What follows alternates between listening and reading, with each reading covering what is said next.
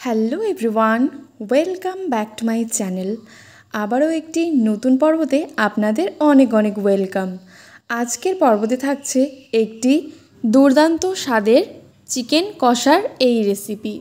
রোজ রোজ একইভাবে চিকেন কষা খেতে খেতে আমরা প্রায় সকলেই বিরক্ত হয়ে গেছি। তাই আজকে মুখের রুচি বদলানোর জন্য চলে এসেছি গন্ধরাজ লেবু দিয়ে কাঁচা লঙ্কার এই চিকেন কষার রেসিপিটি নিয়ে। খুবই সহজ পদ্ধতিতে দেখিয়েছি এই চিকেন কষার রেসিপিটি। তাহলে চলুন দেখে নেওয়া যাক। রেসিপিটির জন্য লাগবে চিকেন। এখানে হাফ কিলো চিকেন নিয়েছি, আর নিয়েছি এখানে একটা গন্ধরাজ লেবু। এবার এই লেবুর ওপরে যে সবুজ অংশগুলো আছে সেগুলোকে একটা গ্রেটারের সাহায্যে গ্রেট করে নিচ্ছি। খুব বেশি এখানে এই সবুজ অংশটা নিচ্ছি না, অল্প হলেই হবে।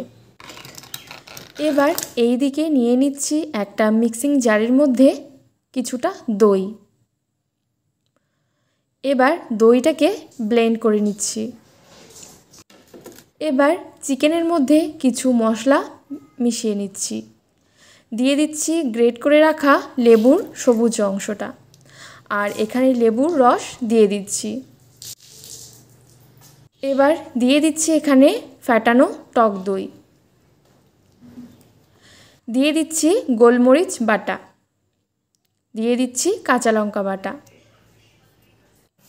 লাগবে হলুদ গুঁড়ো, স্বাদ মতো লবণ। দিয়ে দিচ্ছি সর্ষের তেল, আদা বাটা, রসুন বাটা। এবার সব কিছুকে ভালো করে মাখিয়ে নিচ্ছি। সব কিছুকে ভালো করে এখানে ম্যারিনেট করে কিছুক্ষণের জন্য রেখে দেব।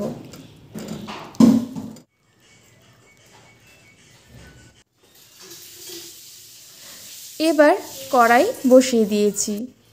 কড়াইয়ে তেল দিয়ে দিচ্ছি।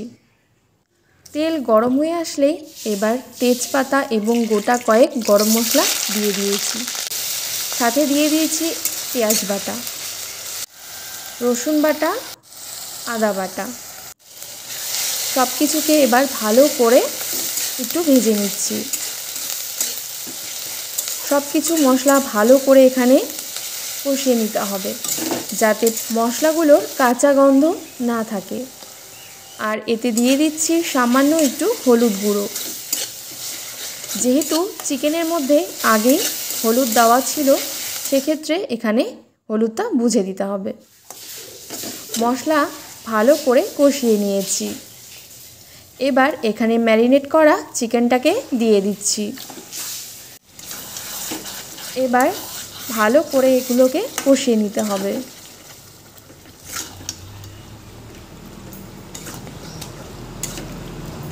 খুব ভালো করে এখানে চিকেনটাকে কষাতে হবে।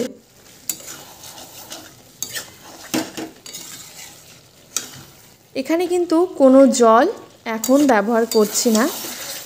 চিকেন থেকে যে পরিমাণে জল বেরোবে সেটা দিয়ে এখানে কষানো হয়ে যাবে। এবার চাপা দিয়ে একদম লো ফ্লেমে এটাকে ভালো করে আবারও কষিয়ে নিতে হবে।